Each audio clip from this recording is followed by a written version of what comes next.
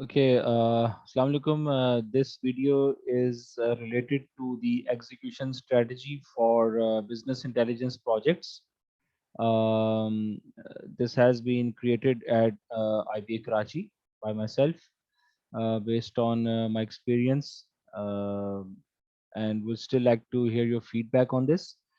We did an experiment of this methodology in our business intelligence course, and it turned out to be really successful based on the student feedback. Initially, whenever you have a business intelligence project, so first of all, what we need to do is to get this background knowledge. Okay, so this I made this document for a supply chain project. So I've asked the students to specify the background knowledge of supply chain. And to acquire the background knowledge, what you need to do is obviously you need to use Google for that. So you can read up the Wikipedia articles, you can search for YouTube videos, you can see the annual performance reports of different supply chain organizations. You can see what the CIOs are talking about regarding this particular industrial domain.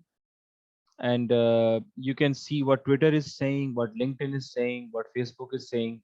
So I think you should spend at least 1 to 2 weeks acquiring the background knowledge of a project on which you have to work. For example, finance or risk analysis or churn analysis. So without the proper background knowledge, it is not possible to, get those insights that are going to have an impact on the business, or anticipate those insights in advance.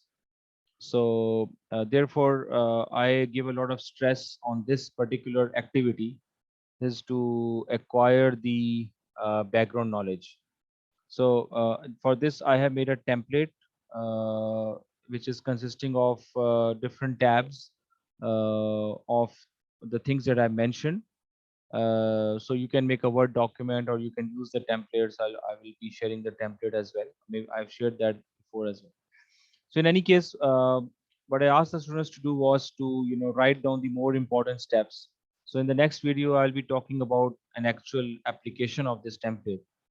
So you can, the background knowledge is going to give you a lot of things, but you can write down the most important facts regarding your work that you're going to do regarding data analytics.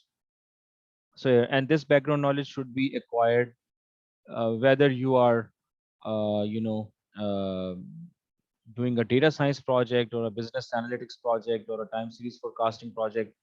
So this can also involve some research papers. So you can see some research papers as well. Just browse through them to see what is happening in the academic research domain. Okay. And before that, I just asked the students to write down the assumptions. So you always assume some things when you are analyzing the data. So you can come back and visit this section and keep on updating this section as you see the data, before seeing the data, after analyzing the data. So the assumptions are always there. Okay. So I hope that this point is clear. Step one, you write these points down, and 1 to 2 weeks after you have been getting the background knowledge, so now you are in a very powerful position to understand the data and to anticipate what the managers want, to anticipate the problems in advance, and you also have a knowledge of how to solve them, or what other people have done. For example, you can also, what you can do is that you can do a Google search or a Google image search, and you can say dashboard supply chain. So you can study the top 10 dashboards there, and from there you can get a very good idea what is happening. Obviously, when people design dashboards, so when we see a dashboard on internet, we have a tendency to accept it as it is. We don't have a tendency to question it, which is absolutely wrong. So one of the exercises we did in this course was that to analyze the dashboards, and one of the dashboard was looked pretty good, but it was not very well designed. And a few of the students here in our class at IBA, they were able to pinpoint out the exact problems of the dashboard.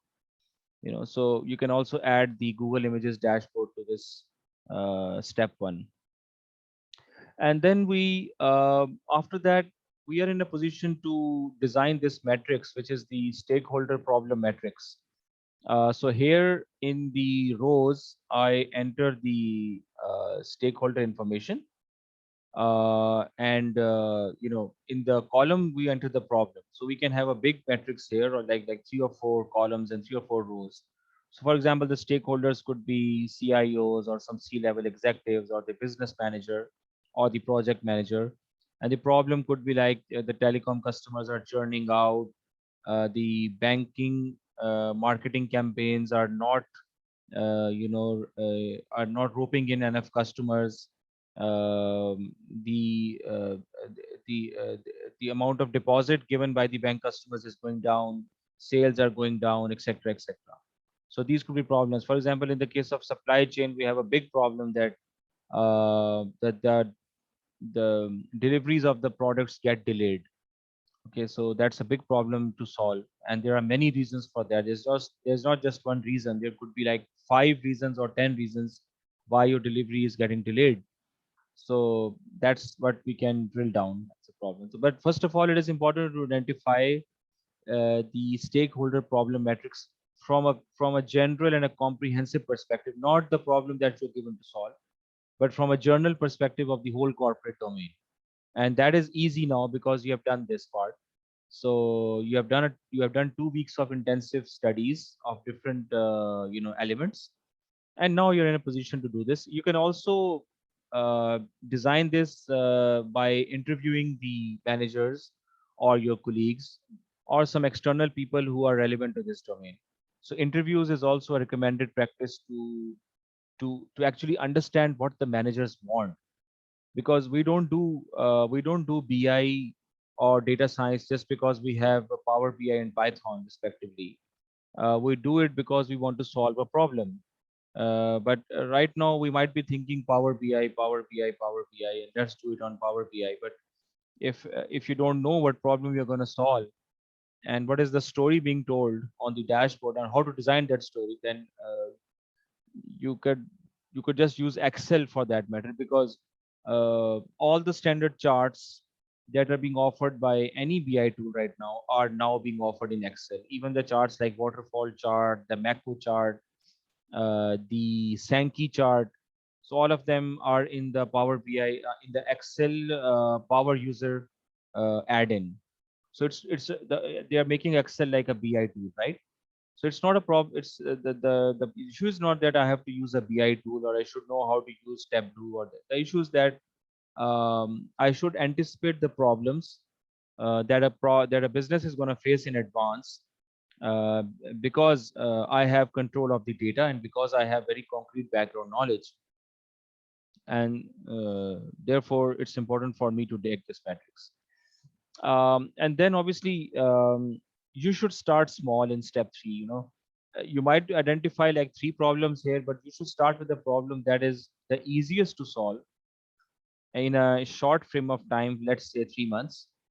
And what you should be thinking about is that you should be thinking about a story, that I have to design a story on a dashboard. A story could consist of multiple dashboards. Okay, so and a dashboard could consist of multiple sheets or tabs in a BI tool. So we think about a story that I want to design a story that solves the problem of why the deliveries are getting delayed in a supply chain. And that is the smallest problem that I can start with. A bigger problem could be, for example, that it could be several logistic problems combined together, for example, related to the quality of the products, or related to the fact that some shops are closing down, related to the fact that there are some governmental restrictions, blah blah blah. There could be different things, but this is a concrete problem that the deliveries are getting delayed. Okay. And then before you even look at the data in step 4, you're supposed to write down the details of the problem identified in the matrix above. So why you should do that? Because you have to clarify the problem to yourself. Once the problem is written down, it could be easy for you to solve it, rather than just knowing about it. So when you pen it down, it becomes easy for you. So you have the background knowledge in step one, you have the stakeholder metrics, you select one of the problems, and you just write it down in detail that what exactly is the problem, and you should be able to do that based on step one of the knowledge you have gained. And then just give it a thought, because you got the background knowledge, just give it a thought that how can I solve it, right? So how will this problem be solved? What can be a potential solution? For example, you can say that to avoid delayed deliveries, I can have some the trucks that are going for deliveries.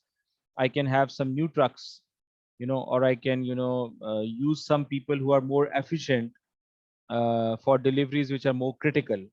So this could be like short term solutions, or you could have a completely different strategy for for delivery of products.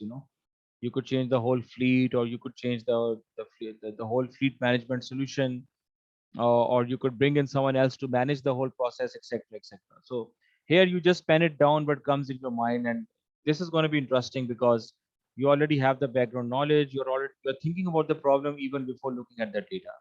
So just pen down whatever comes to your mind, and you also have done the interviews here in this step two. So you already know a little bit what the managers are thinking, what the team is thinking, etc., etc. So you should be able to design a solution. Okay. And then I invite you to visit this website, Data Pine. So what they have done is that they have basically given I'll just share it with you here. So for all the industries that are more relevant, they have given the KPIs. So for example, for the management, we can view the KPIs like customer acquisition cost, customer lifetime value, etc., etc. So you can just use this as to cross check, um, you know, uh, the KPIs. Although it's almost sure that every business is going to have its own KPIs. Some of them will be standard, some of them will be their own KPIs, based on their own requirements, based on their own formulae that they have created for themselves. So you just have to pen them all down here. Uh, but whatever you feel should be there. Okay. And then you can talk about the data, that what kind of data you want, what kind of data will become available to you, what are the potential attributes. So you can start writing down the attributes that you potentially want to analyze these KPIs and this solution. So you see, you are already starting to do BI even before looking at the data, and that really puts your mind in motion, because our mind right now is thinking about the BI charts. So what we do, how we do BI right now is that we drag the charts and then we determine what this chart is telling us. So I decide to have a waterfall chart. I have an idea of the few KPIs I can use, and then I see the chart and I see, okay, this is the information that it is telling me. That is not the right approach. The right approach is that even before looking at the data, you should start to think how you're going to solve the problem, and that is the thing. So the step 8 is the culmination of all of this. That I asked the audience to have a blueprint of your whole solution. That what is the first dashboard that comes to your mind? What are the first charts that come to your mind? And you should basically put those down on paper with pencil or pen. And you can have a feedback of your colleagues in the team, and based on the feedback you can change that blueprint. And here I ask the students to just paste it below. So I will be showing these in the next phase. And I asked the student to record an audio, just to explain things. And this was really interesting for me, that the students who were not even performing up to the mark, who were like 50% level or 60% level in the course, they performed remarkably well on this exercise, because there was no room for any cheating or asking someone. They had to do it, and it was an exercise. It was a lot of hectic, lot of work for them. It became hectic for them, but they absolutely completed that. And this audio that they recorded, so they explained what they did. That really helped them, to improve it. and then you're going to be provided the data. So your first job now is to sorry about that. So I'll just so here we the data is going to provided the data is going to be provided to you, and you're gonna I'll just write it down here.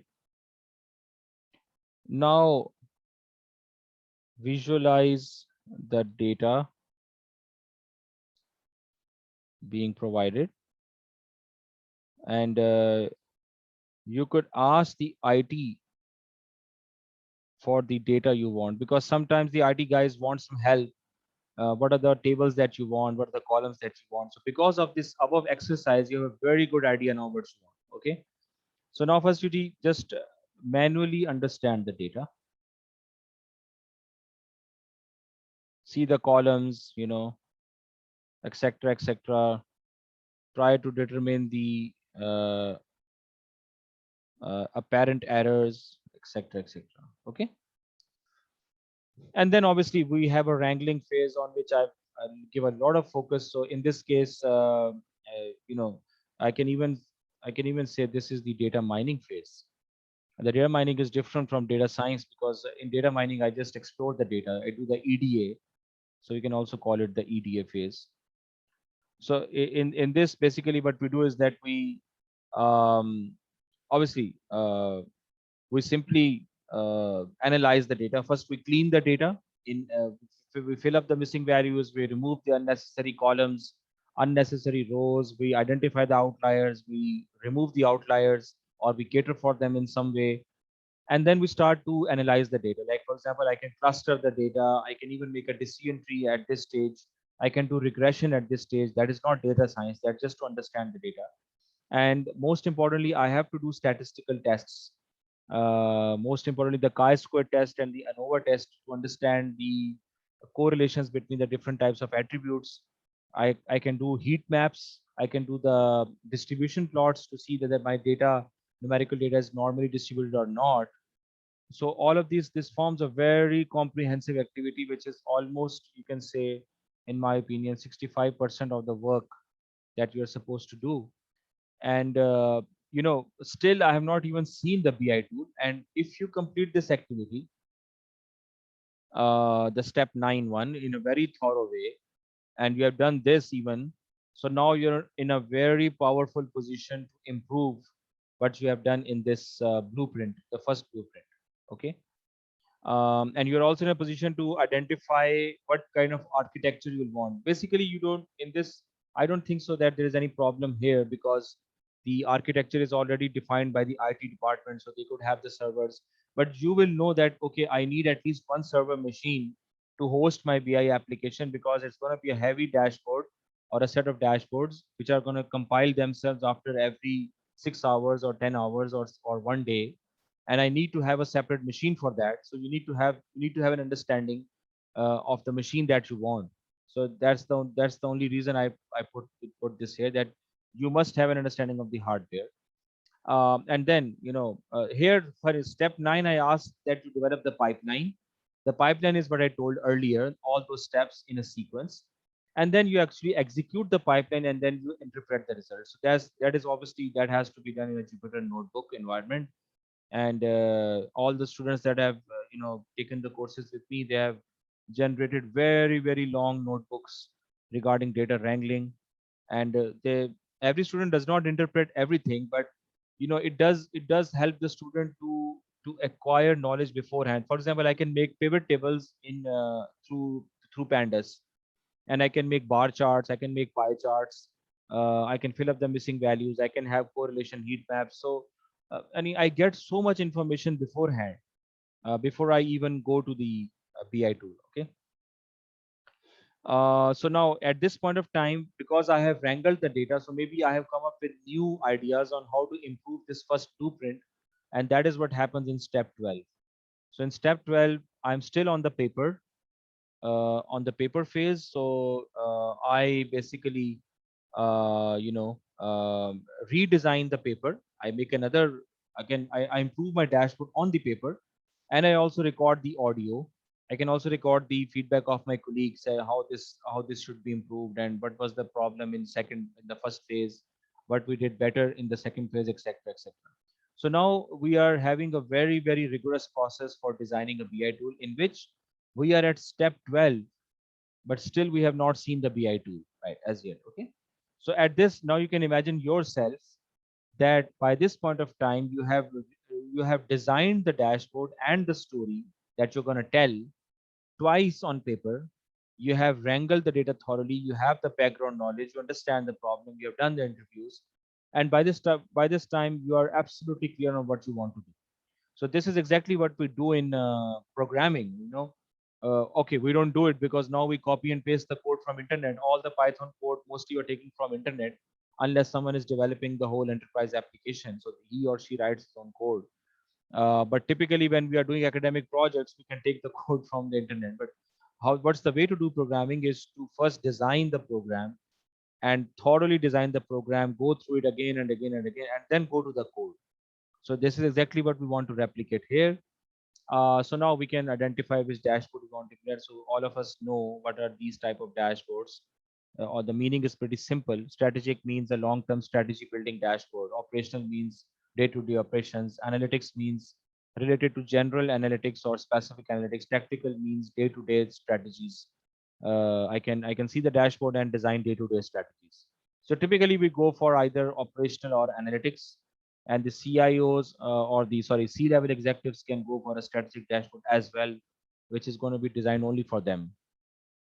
And then we just take what we have here, and then we replicate it on Power BI. And here what's where this starts to get interesting, because I can replicate this whole story on Power BI, but because of the fact that Power BI is offering me multiple dashboards, multiple charts, sorry.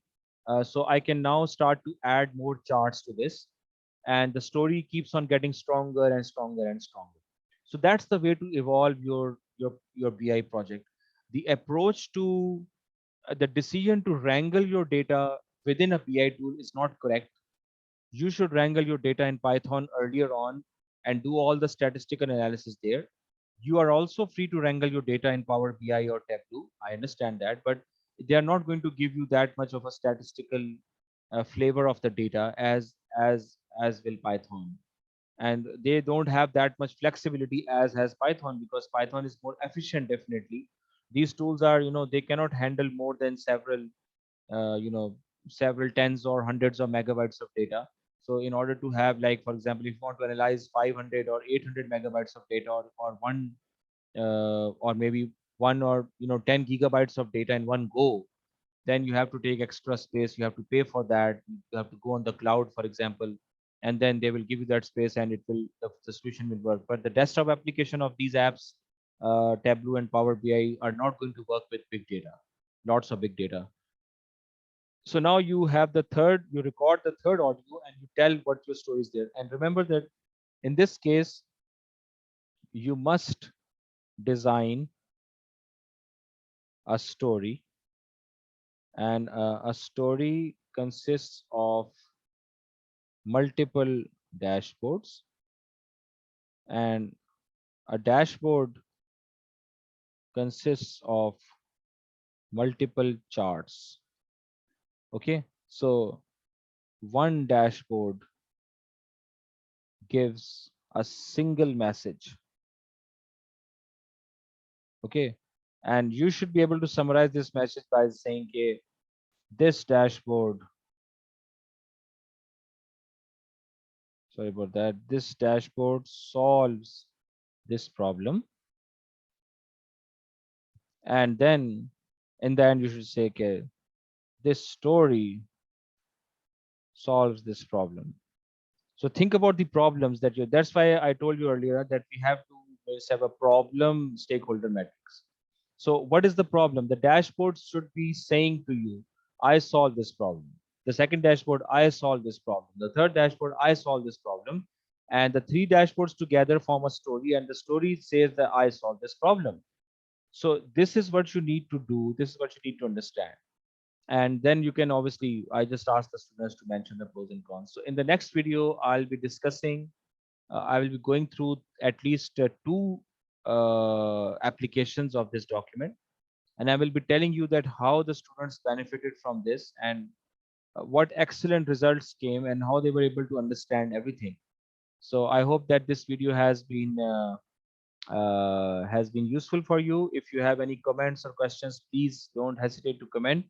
I will love to hear your feedback and improve this in any way that you deem feasible. Thank you very much for your time.